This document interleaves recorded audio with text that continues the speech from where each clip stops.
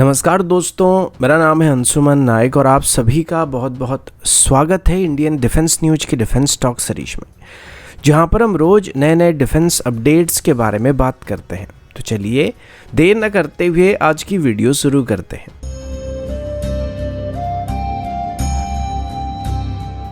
आज की पहली अपडेट एमका और ट्विन इंजन डेग वेस्ट फाइटर की तरफ से है। ये दोनों ही इंडियन एयरफोर्स और इंडियन नेवी की फ्यूचर फाइटर जेट्स होने वाले हैं, लेकिन प्रॉब्लम ये कि इन दोनों को डेवलप करने का जो टाइम लाइन था वो बार बार डिले होता जा रहा है। इससे पहले जब भी एमका की डेवलपमेंट या ट्विन इंजन डेग वेस्ट फाइटर की डेवलपमेंट की डिले होने की खबर सामने आ रही थी, तब हम सभी इसके लिए एडीए को या फिर एचएएल को जिम्मेदार मानते थे, क्योंकि इसको डेवलप करने का जिम्मा इन्हीं पर है। लेकिन अभी इन दोनों प्रोजेक्ट की डिले होने के पीछे जो मेन कारण है वो हमारी सरकार होने वाली है, क्योंकि अभी तक हमारी गवर्नमेंट की तरफ से इन दोनों ही प्रोजेक्ट के लिए जो फंड्स को एलोकेट करना था वो नहीं किया गया। तो आप सोच सकते हैं कि अगर किसी प्रोजेक्ट को आगे बढ़ाने के लिए हमें फंड्स की ज़रूरत पड़ती है तो उसको एलोकेट नहीं किया जाएगा, तो किस तरीके से उसको डेवलप किया जा सकता है। अब टेक्निकली एमका और ट्विन इंजन डेग वेस्ट फाइटर इन दोनों की प्रिलिमिनरी डिज़ाइन रिव्यू 2023 में कंप्लीट हो चुका था। तो उसके बाद फाइनल 2023 की जून या जुलाई के अंदर इनकी प्रोटोटाइप्स को और फर्दर डेवलपमेंट को जारी रखने के लिए फंड्स को एलोकेट कर देना चाहिए था, लेकिन इसको आज तक फाइनल नहीं किया गया। अब जैसे कि 2023 कंप्लीट हो चुका है, 2024 हो चुका है, तो इस साल इलेक्शन होने वाला है और इलेक्शन की वजह से जब तक इलेक्शन कंप्लीट नहीं होगा, नई सरकार नहीं बनेगी, तब तक इस डील को आगे बढ़ाया नहीं जा सकता, फिर उसके लिए फंड्स को एलोकेट नहीं किया जा सकता है। और ऐसे में एमका और ट्विन इंजन डेग वेस्ट फाइटर इन दोनों की डेवलपमेंट के लिए जो फंड्स पेंडिंग पड़े थे उनको सैंक्शन करने में 2025 के आसपास का समय लग जाएगा। तो उसके बाद एमका या ट्विन इंजन डेग वेस्ट फाइटर की पहली प्रोटोटाइप को बनाने के लिए फिर से 3 से 4 साल का समय लग जाएगा। अब देखा जाए तो 2025 तक ही एमका की टेस्ट फ्लाइट होने वाली थी, लेकिन अभी 2025 तक भी एमका की फुल स्केल डेवलपमेंट के लिए अगर फंड ही सैंक्शन नहीं किया जाएगा तो किस तरीके से इसको डेवलप किया जा सकता है, ये आप खुद सोच सकते हैं। सेम हालात ट्विन इंजन डेग वेस्ट फाइटर के साथ भी होने वाला है, लेकिन फिलहाल अभी हमको एमका की ज़्यादा ज़रूरत पड़ने वाली, क्योंकि हमारे दुश्मनों के पास अभी पहले से ही 5th जनरेशन फाइटर मौजूद होने वाला है। तो उस वजह से अभी सबसे पहले एमका की डेवलपमेंट को फास्ट ट्रैक करने पर गवर्नमेंट को विचार करना चाहिए, और इसके लिए अभी जो 15,000 करोड़ के आसपास की बजट की डिमांड किया गया था उसको सैंक्शन करने पर विचार करना चाहिए। अगला अपडेट इंडियन एयरफोर्स की तरफ से, और अभी हम इंडियन एयरफोर्स की एरियल टैंकर के बारे में बात करने वाले हैं। अभी इंडियन एयरफोर्स के पास कुल मिलाकर 6 एरियल टैंकर मौजूद है जो कि IL-78 एयरक्राफ्ट पर बेस्ड है, लेकिन इन एयरक्राफ्ट की सर्विस अवेलेबिलिटी रेट 50% से नीचे रहता है। तो उस वजह से इनमें से हर टाइम पर 3 एयरक्राफ्ट भी सर्विस के लिए तैयार नहीं होते हैं, और इंडियन एयरफोर्स की साइज के हिसाब से वैसे ही हमें मिनिमम 12 से 18 टैंकर की ज़रूरत है, जबकि हमारे पास कुल मिलाकर 6 ही टैंकर मौजूद है। तो इसी वजह से अभी इंडियन एयरफोर्स की तरफ से एडिशनल टैंकर को खरीदने का प्लान बनाया गया, और पहले के मुकाबले अभी के टेंडर में कुछ बदलाव भी करने का फैसला किया गया।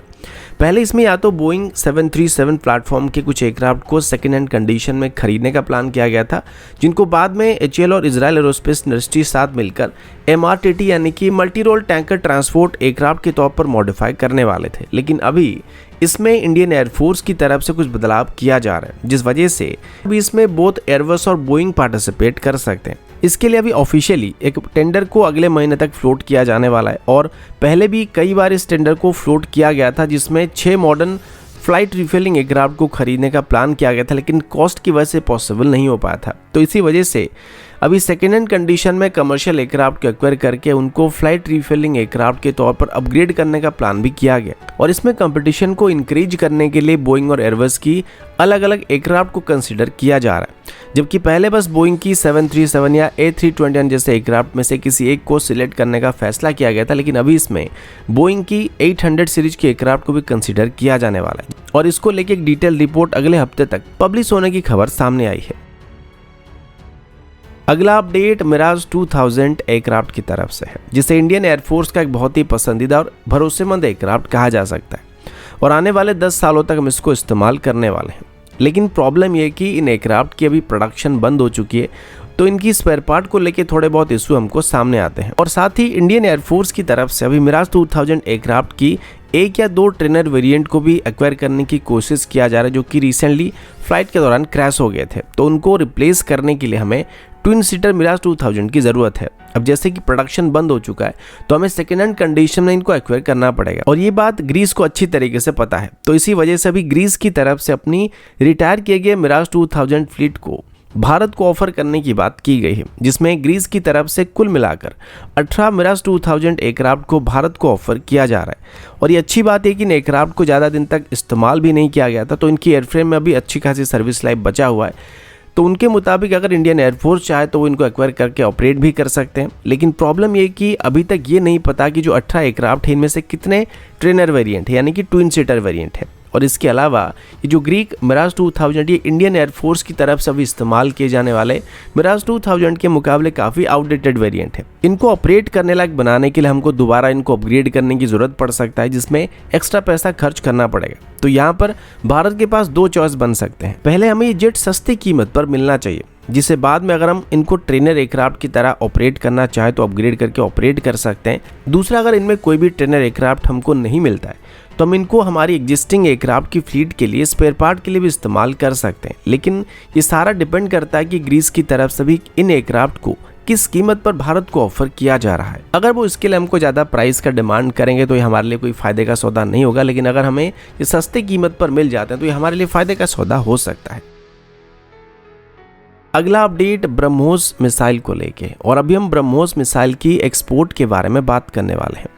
पिछले हफ्ते मैंने आप सभी को बताया था कि अभी भारत की तरफ से फिलीपींस को ब्रह्मोस मिसाइल की पहली बैच को डिलीवर करना शुरू किया जाने वाला है, जो कि टेक्निकली ब्रह्मोस मिसाइल का पहला एक्सपोर्ट कस्टमर भी था। और इसी हफ्ते तक ब्रह्मोस मिसाइल की पहली बैच को फिलीपींस को डिलीवर करने की बात की गई थी, लेकिन अभी पता चला कि कुछ कारणों की वजह से इसको डिले किया जा रहा है। अब ये कारण भारत की तरफ से नहीं है बल्कि फिलीपींस की तरफ से। भारत की तरफ से पहले से ही ब्रह्मोस मिसाइल को फिलीपींस को डिलीवर करने के लिए सभी फॉर्मेलिटीज और मिसाइल यूनिट को तैयार करके रखा गया था, लेकिन फिलीपींस की तरफ से अभी इन मिसाइल को एक्वायर करने के बाद डिप्लॉय करने के लिए जिन साइट्स को कंस्ट्रक्ट किया जा रहा था उनकी कंस्ट्रक्शन अभी तक कंप्लीट नहीं हुआ है। इसके पीछे फिलीपींस की तरफ से मॉनसून को वजह बताया जा रहा है, और पिछले कुछ महीने के अंदर फिलीपींस में हुई लगातार बारिश की वजह से जिन भी साइट्स और लोकेशन पर फिलीपींस ब्रह्मोस मिसाइल को डिप्लॉय करने वाला था उन साइट की कंस्ट्रक्शन अभी कंप्लीट नहीं हुआ है, और अभी उनको पूरा करने के लिए 2 महीने का समय लगने वाला है, ऐसा भारत को इन्फॉर्म किया गया। जिस वजह से अभी ब्रह्मोस मिसाइल का जो पहला बैच था जिनको फिलीपींस को डिलीवर करना था